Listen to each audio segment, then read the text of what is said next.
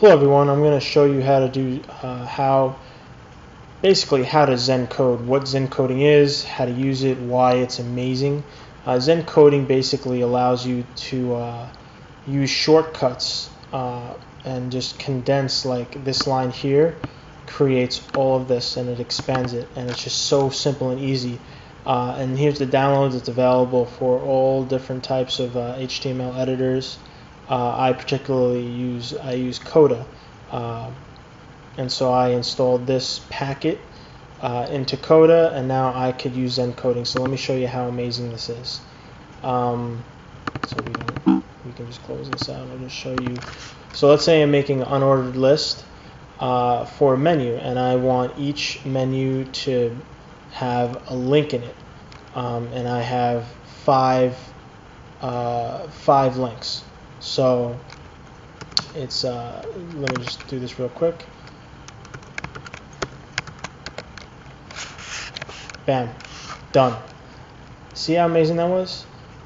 And now there's just a couple, and then next I want to make I need a div with the name of grid9 followed by a div with grid3, and inside that grid3 div I need a sidebar div.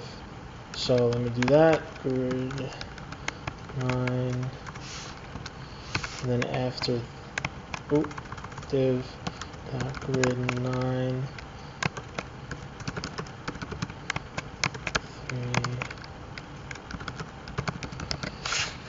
expand that, and so I have my div grid9, div grid3, and inside of that is a div sidebar.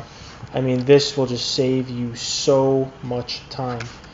So basically the rules are as follows.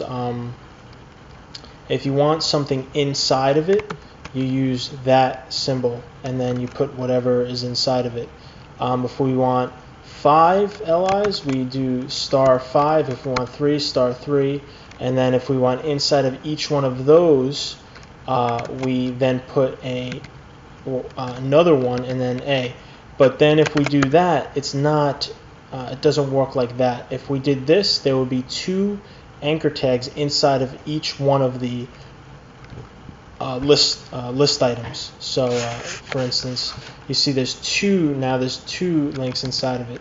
But if we just did that, then there's 1. If we did 5, there's 5 inside of each.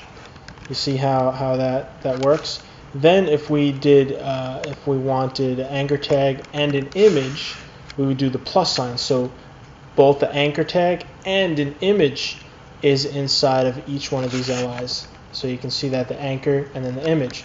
But if we wanted the image inside of the anchor tag, we just do the inside, and voila. And now there's an image inside of an anchor tag, inside of a list order, inside of an unordered list. And you can see inside, inside, inside, and there's 3 of them.